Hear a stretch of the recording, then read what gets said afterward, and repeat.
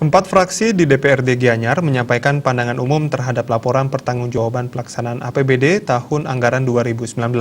Semua fraksi menerima pidato pertanggungjawaban Bupati Gianyar dengan memberikan sejumlah rekomendasi.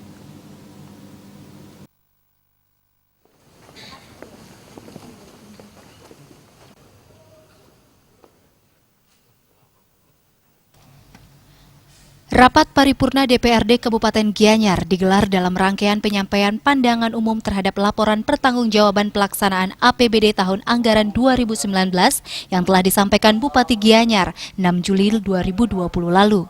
Rapat paripurna yang berlangsung di ruang sidang utama DPRD Gianyar dihadiri Bupati dan Wakil Bupati Gianyar sebagai perwakilan eksekutif serta unsur pimpinan dan alat kelengkapan Dewan dan Ketua Pensus.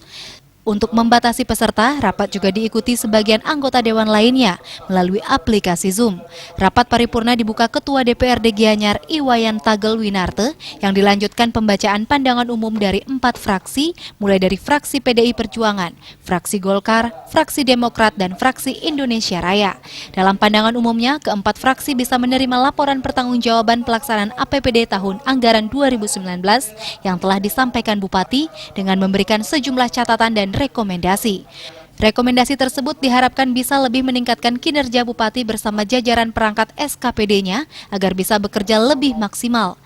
Selain menyoroti sejumlah kekurangan yang masih terdapat dalam laporan pertanggungjawaban, keempat fraksi mengapresiasi capaian opini wajar tanpa pengecualian laporan hasil pemeriksaan laporan keuangan daerah Kabupaten Gianyar dari BPK RI.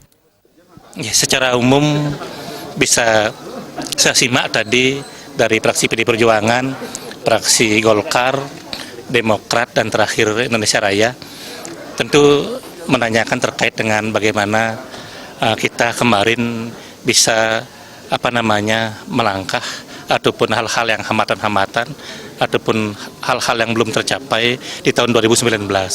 Sehingga yang ditanya terkait tadi memang masih ada kemiskinan, pasti masih ada kemiskinan. Artinya itu sulit sekali memang menuntaskan.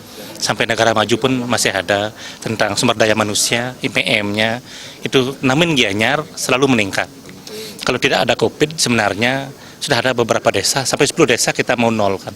Namun karena di tahun 2020 ini adalah bencana nasional, COVID-19 yang berdampak terhadap seluruh sektor, jadi itu mungkin perlu waktu saya untuk menuntaskan sesuai dengan arahan pandangan umum daripada masing-masing fraksi. Termasuk di dalamnya terkait dengan pendapatan yang kita rancang 1.031 miliar, kan baru tercapainya itu 96,7%. Jadi itu sudah prestasi sebenarnya. Karena dengan capaian seperti itu, tidak sedikit pun menghambat pembangunan, bahkan masih ada silpa yang namanya bisa kita gunakan di tahun berikutnya. Jadi pendapatan kita sudah berlimpah cukup tinggi dan capaiannya 96 itu sebuah prestasi sebenarnya. Namun Dewan kan berharap sempurna, harus tercapai 100%. Jadi juga kita jelaskan hal-hal seperti itu.